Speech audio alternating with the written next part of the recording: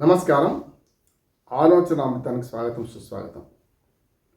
Pawan Kalyan episode, Pawan Kalyan panchayat ఎంతవరకు దారితీస్తుంది? తెలంగాణలో ఈ మైండ్ గేమ్, డైవర్షన్ పాలిటిక్స్ ఎంతవరకు పోతున్నాయి? ముఖ్యంగా తెలంగాణను ఒక ప్రయోగశాలగా మార్చుకుంటున్నాయి ఈ పార్టీలన్నీ. జిలేబీకి చక్కెర రాజకీయాలు ఎందుకు నడుస్తున్నాయి? వీటి గురించి మాట్లాడుకుందాం.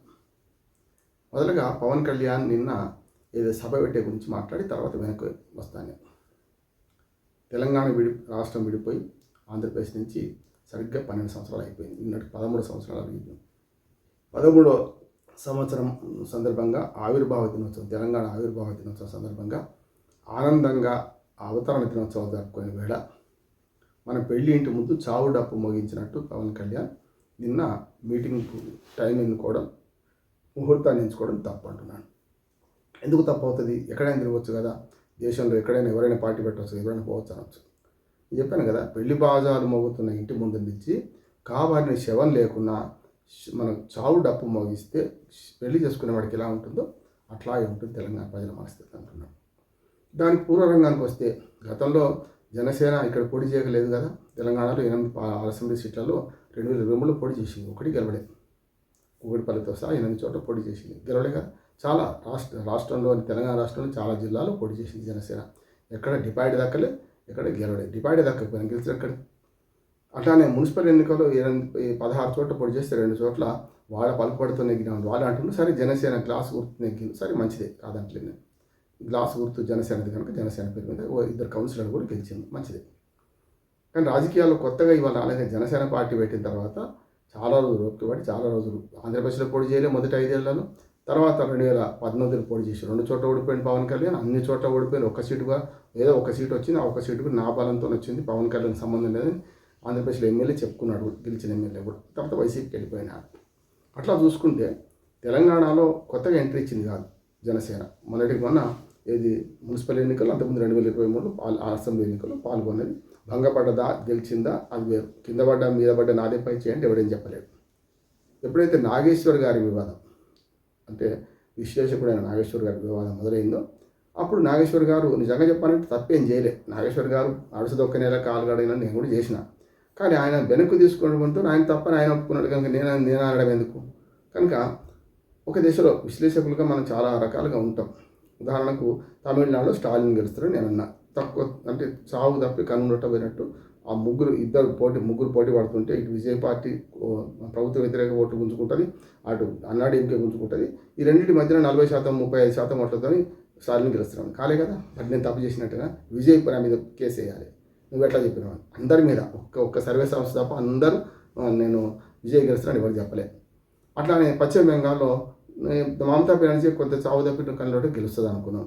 అక్కడ బీజేపీ కేసు వేయాలని వాటి మీద కాదు కదా. విశ్లేషకులుగా చాలా చేస్తాం. కానీ ఆయన చేసింది ఏంటంటే అమిత్ షా పవన్ కళ్యాణ్ సమావేశంలో ఏం జరిగిందో తెలియకుండా మాట్లాడండి నాగేశ్వర్ గారు. రైట్, దాని వెంటనే వెనక్కి తీసుకున్నాడు కదా. కానీ దాని మీద స్క్రోల్ ఎట్లయింది? నాగేశ్వర్ గారిని వ్యక్తిత్వాన్ని ఎంత హరణ చేసింది చూసింది కదా సోషల్ మీడియాలో. ఆ తర్వాత ఆయన భయపడ్డా లేకుంటే సర్దిద్దుకున్నాడా మొత్తం మీద కావాలి. ఇటు పక్కన పవన్ కళ్యాణ్ కూడా చాలా హుందాగా ప్రవర్తించాడు. సమస్య లేదన్నాడు. ఏ రకంగా అయినా సరే కేసులు పెడితే తీసేసుకొని అనవసరం కేసులు పెట్టకండి ఎందుకు అన్నాడు.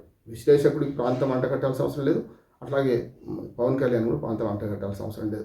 దేశంలో ఎక్కడైనా ఎవరైనా ప్రపంచ రాజకీయాలకు మాట్లాడతాం. నేను ఇవాళ ట్రంప్ ఇజ్రాయెల్ అధ్యక్షుడిని తిట్టిండు అని దాని మీద మాట్లాడి నేను చూసిన. ఎక్కడేమన్నా పత్రికల్లో వచ్చిన వార్తలను బట్టి మాట్లాడుతున్నాను. వాళ్ళు ఇద్దరు తిట్టుకుంది నేను సంభాషణ అయితే నేను రహస్యంగా పెగాసిస్ వాడి టెలిఫోన్ ట్యాపింగ్ చేయలే కదా.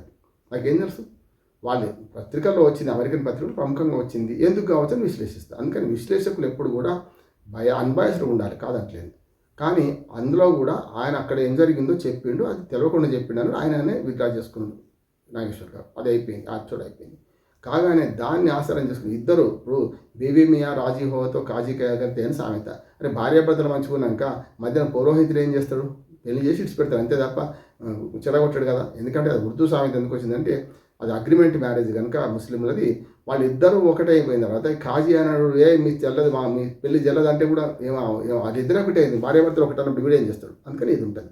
కానీ ఇక్కడికి వచ్చేవరకు ఏంటంటే అటు నాగేశ్వర్ గారు ఇటు పక్కన పవన్ కళ్యాణ్ గారు ఇద్దరు ఒక అంగీకరణకు వచ్చి ఒకరి మీద ఒకరు అనుకోకుండా ప్రాంతీయతత్వం అవసరం లేదనుకున్నప్పుడు ఈ లొల్లి వచ్చింది కదా. కానీ ప్రెస్ క్లబ్లో తర్వాత మీటింగ్ పెట్టడం, తర్వాత ఈ వీటి మధ్యన విగ్రహ రాజకీయాలు వస్తున్నాయి, దాని మీద విగ్రహాలు పెట్టడం మీద కవిత మాట్లాడడం ఒకటి జరిగాయి. ఈ ఉద్రిక్త పరిస్థితులలో పవన్ కళ్యాణ్ మళ్ళీ హైదరాబాద్లో నిన్న పెళ్లి బాజా మోగుతున్న హైదరాబాద్ తెలంగాణ రాష్ట్ర వ్యాప్తంగా పెళ్లి బాజాను మోగించుకుంటూ మన అవతరణ దినోత్సవం జరుపుకుంటే ఆనందంతో ఇక్కడ తాను తగుదునమ్మా అని వచ్చి మీటింగ్ పెడతా అనేది చాలా తప్పు అంటున్నాను. ఆయన భూమి విషయంలో నేను అంగీకరిస్తున్నాను. భూమి ఎఫ్టీఎల్ లెవెల్ ఉన్న ఎఫ్టీఎల్ లెవెల్ పట్టా భూమి ఉంటుంది. ఎఫ్టీఎల్ లెవెల్ ఎవరు పట్టా భూమి అందులో వ్యవసాయం అంతవరకే. అది శిఖం పూర్తిగా ఎవరు కొనడానికి వీల్లేదు. బఫర్ జోన్లో ఉంటే దానికి రూల్స్ ఉన్నాయి. కనుక దాన్ని ప్రభుత్వం చేయాల్సింది. ఎవరు చేయాల్సింది? ప్రభుత్వం చేయాలి. ప్రభుత్వానికి ఇప్పుడు మాట్లాడితే హైడ్రా ఎటుబడి దాటిపోతుంటుంది. ఇక్కడికి మాత్రం ఇంత వివాదం జరుగుతుంటే మరి రేవంత్ రెడ్డి గారు ఏం చేస్తున్నారు? హైడ్రా ఏం చేస్తుంది? పోయి పవన్ కళ్యాణ్ అవునా కాదా భూమి తెలిసి అయిపోద్ది కదా. ఇన్ని ఉన్నాయి కదా, సోషల్ మీడియా వాళ్ళు పోయి కొన్ని తెలుగు యూట్యూబ్ ఛానల్ పోయి అక్కడ పెద్ద ఎత్తున హైడ్రామా క్రియేట్ చేయడం, పవన్ కళ్యాణ్ ఆక్రమించుకుండు అని తీర్పు చెప్పడం. ప్రభుత్వం చెప్పాలి పవన్ కళ్యాణ్ ఆక్రమణ అయితే ఇచ్చిపెడతా అన్నాడు కదా పవన్ కళ్యాణ్ కూడా. ఆ విషయంలో నేను పవన్ కళ్యాణ్ తప్పుపడతలేను. ఎందుకంటే 30 ఏళ్ల కింద లావాదేవీలు జరుగుతున్నాయి అక్కడ. 30 ఏళ్ల కింద లావాదేవీలు మొదలైన 20 ఏళ్ల కింద మన 2014 అంటే 12 ఏళ్ల కింద రిజిస్ట్రేషన్ చేసుకున్నాడు. అది అవునా కాదా ప్రభుత్వం తెలిసాలి, మీరు నేను తెలిసేది కాదు. అది సక్రమం అక్రమమా అనేది ప్రభుత్వం తెలిసాల్సిన పని. అది జరగాల్సిందే.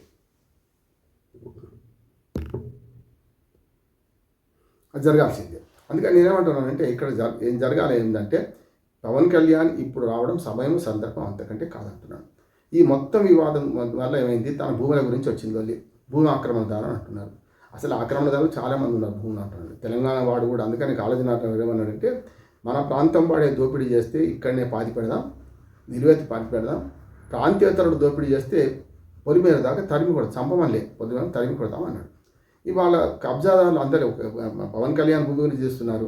చాలామంది సినిమా యాక్టర్లు, చాలామంది సెలబ్రిటీలు ఇక్కడ 100 ఎకరాలకు ఉన్నారు. వాళ్ళ గురించి వాళ్ళ రాజకీయాలు ఎందుకు మాట్లాడతలేరు, రాజకీయాలకు ఎందుకు వస్తలేరు అంటే వాళ్ళకి తెలుసు, వాళ్ళు ఊపోవచ్చు. అది రేపు పొద్దున రాజకీయాలకు వచ్చినాక నా బండారం మొత్తం బయట పెడతారు, రేపు పొద్దున ఏమైందో తెలియదని వాళ్ళు భయపడుతున్నారు. మొండోడు దూకుడు స్వభావంగా ఉన్నాడు కనుక పవన్ కళ్యాణ్కి ఇవన్నీ అవసరమైతే అది విడిచిపెడతా అంటాడు. ఆ 12 ఎకరాల భూమి 15 ఎకరాల భూమి కొన్నాడు, అది విడిచిపెడతా అంటాడు. కనుక నేనేమంటున్నా అంటే ఇవాళ భూమి వేదంలో అది ప్రభుత్వం తెలుసాలి. మీరు నేను మీడియా ట్రయల్ చేయాల్సిన అవసరం లేదు. కానీ ఇక్కడికి వచ్చే వరకు ఏంటంటే ఏదైతే రాజకీయంగా ఎక్కడికి వస్తాం అనుకున్నప్పుడు వచ్చిండు, ఫెయిల్ అయ్యిండు, మళ్ళీ ఒకసారి ఫెయిల్ అవుతారని నేను అనుకుంటున్నాను. సక్సెస్ కూడా కావచ్చు. నేను ఈ మాట అంటే కూడా మళ్ళీ కోపం వస్తుంది కదా, రేపు విజయలాగా మంచి బ్రహ్మాండంగా సక్సెస్ కావచ్చు. ఎవడొద్దంటున్నాడు? రాజకీయంగా నిర్ణయం చేసేది ప్రజలే అంతిమ తీర్పరుడు. నిజమైన ప్రజలే అసలైన తీర్పు. విజయాన్ని గెలిపిస్తారని ఎవరు అనుకోలే కదా తమిళనాడులో. ఇది అంతే అంటున్నాడు. ఇక్కడ వచ్చే ముందు నిన్న ఉద్రిక్తతలు రెచ్చగొట్టడానికి వచ్చిందని నాకు అర్థమవుతుంది. అటు విశ్లేషకుడు నాగేశ్వర్ గారు కూడా వెనక సరెండర్ అయి వెనక తీసుకున్నాడు. ప్రెస్ క్లబ్ సాక్షిగా పవన్ కళ్యాణ్ అడ్డగా తిడుతుంటే కూడా ఊరుకున్నాడుగా చూస్తూ. తప్పు కదా, ఆయన దానికి అగ్నికి ఆజ్యం పోసినట్టే కదా. సరిగ్గా ఇప్పుడు ఒక అనుభవం విశ్లేషకుడు అట్లే ఉంటే మరి అనుభవం లేని రాజకీయ నాయకుడైన మన పవన్ కళ్యాణ్ కూడా అట్లా అగ్రెసివ్ అవుతారుగా. ఇద్దరి మధ్య ఏంటంటే ఆవులు కొట్లాడుకుంటే లేగదొళ్ళు కలిగినట్టు ఆంధ్ర తెలంగాణ ప్రజల మధ్య పెద్ద ఎత్తున విద్వేషాలు సృష్టించింది. ఇప్పుడు నేను ఒక మాట మాట్లాడి రామ్మోహన్ రావు తెలంగాణ కనుక మాట్లాడినా అంటూ ఉంటాడు, నేను కాదంటలేదు. కానీ ఇక్కడ నిష్పక్షపాతంగా ఆలోచించాలంటే జమ్మూ కాశ్మీర్ కూడా మొన్నటిదాకా చట్టాలు వేరుగా ఉండే. చట్టం ఒకటి బిల్లు పాస్ అయితే చట్టం అయితే ఎక్సెప్ట్ జమ్మూ కాశ్మీర్ అనేవారు. 370 ఆర్టికల్ రద్దు అయిన తర్వాత ఏమైంది, ఆటోమేటిక్గా అంతలో జరుగుతున్నాయి కదా. ఇప్పుడు మనం జమ్మూ కాశ్మీర్లో పోయి భూములు కొనవచ్చు, బుట్టలు కొనవచ్చు, ఏమైనా చేయొచ్చు. కానీ తెలంగాణలో ప్రత్యేకంగా ఉన్నది. ఎప్పుడైతే ఆంధ్రప్రదేశ్ ఏర్పడిన తర్వాత ఒక ప్రత్యేక చట్టం చేసింది. ఏమనంటే ప్రాంతీయతరులు వచ్చి, ముఖ్యంగా ఆంధ్ర వాళ్ళు కొంటారు కదా, ప్రాంతీయతరులు ఎవరైనా వచ్చి ఇక్కడ భూములు కొన్నారంటే ఆర్డీఓ దగ్గర దరఖాస్తు పెట్టుకోవాలి. అమ్మేవాడు నేను నిజంగా అమ్ముతున్నాను, నిజాయితీగా అమ్ముతున్నా, అవసరాన్ని నిమిత్తం అమ్ముతున్నా, ఎవరి బలవంతం లేదని అఫిడవిట్ ఇస్తే అప్పుడు ఎంక్వైరీ చేసి ఒక రకంగా కోర్టు తీర్పులాగా చేసి వీడు భూమి అమ్ముకోవచ్చు అని చెప్పినప్పుడు మాత్రమే ప్రాంతీయతరులు ఇక్కడ భూమి కొనాలి. చట్టం ఉంది, ఇప్పటికి కూడా ఉంది, అదేం రద్దుగానే, దాన్ని పాటిస్తలేము అంతే. అంతే మహారాష్ట్రలో ఫ్రాగ్మెంటేషన్ యాక్ట్ ఒకటి ఉన్నది, నేను లా చదువుకున్నామని చెప్తున్నాను. అక్కడ వ్యవసాయదారుడు కాని వాడు భూమి కొనడానికి వీలేదు అక్కడ, అది ఉన్నది ఇప్పటికి చట్టం అక్కడ. కనుక ఆ చట్టాలు పక్కన పెట్టి వాళ్ళ ఉమ్మడి ఆంధ్రప్రదేశ్లో చాలా రకరకాలు పోయినాయి. దాన్ని ఇప్పుడు నేనన్నా ప్రాంతీయతరుడు కొంటే ఆబ్జెక్షన్ ఏదైతుందో దాన్ని ఓవర్రూల్ చేయడానికి పర్మిషన్ తీసుకోవాలో అది ఎవరు చేస్తే అయిపోయింది కూడా. కనుక అది వేరే సంగతి. ఇక్కడ ఏమంటున్నానంటే పవన్ కళ్యాణ్ నిన్న వెళ్ళి ఇంట్లో చావు డప్పు మోగించే ప్రయత్నం చేసి దానివల్ల వ్యతిరేకత ఎదుర్కొన్నాడు. దానికి రాష్ట్ర ప్రభుత్వం చేసింది కరెక్ట్ అంటున్నాను నేను. ఎందుకంటే రాష్ట్ర ప్రభుత్వం స్పష్టంగా చెప్పింది ఇది శాంతి భద్రత సమస్య కనుక మేము పర్మిషన్ ఇవ్వలేము అని చెప్పింది, క్లియర్ చెప్పింది కదా. అటువంటి అప్పుడు రాష్ట్ర ప్రభుత్వం చెప్పిన దాన్ని స్పష్టంగా హైకోర్టు కూడా అంగీకరించి పర్మిషన్ ఇవ్వలేమన్నది. కానీ ఇవ్వని పర్మిషన్ కూడా ప్రెస్ మీట్ అనే పేరు మీద పెట్టి ఇవాళ తెలంగాణ సమాజాన్ని పూర్తి కించపరిచిండు. అయ్య జాగిరా అని మాట్లాడడం మాత్రం చాలా కించపరిచింది జవాబు అంటున్నాను. ఆ ఉద్దేశంగా ఇవ్వలేదు, మర్యాద కోరుకుంటే అయిపోయేది. రేపో ఎల్లుండి ప్రెస్ మీట్ పెడితే ఎవడొద్దన్నాడు? నిన్ననే పెట్టాలంటే కయ్యానికి కాలు దూగినట్టే లెక్క పవన్ కళ్యాణ్. ఇటుపక్క తప్పేం లేదు, ఇటుపక్క ఎవరి పార్టీ ఆలోచన వాళ్ళకు ఉన్నాయి. ఇవాళ కాంగ్రెస్ పార్టీ ఆలోచన ఏంటంటే మేము కనుక దీన్ని వ్యతిరేకించకపోతే రేపు మాకు రాజకీయంగా భవిష్యత్తులో తెలంగాణ వ్యతిరేకులు వీళ్ళని వస్తుంది కాంగ్రెస్ పార్టీ. ఇటుపక్కనేమో టీఆర్ఎస్ ఏమో కానీ చూద్దాం, నాటకం ఏం చూద్దాం, పెద్దగా నిరోధించలే పవన్ కళ్యాణ్ అన్నారు. కానీ బీఆర్ఎస్ కంటే తెలంగాణ రక్షణ సేన ఆ పేరు మీద కవిత మాట్లాడింది, బీజేపీ ప్రయోజనాలు ఏమైంది, ఇవన్నీ కూడా రెండో ఎపిసోడ్లో మనం మాట్లాడుకుందాం. నమస్తే.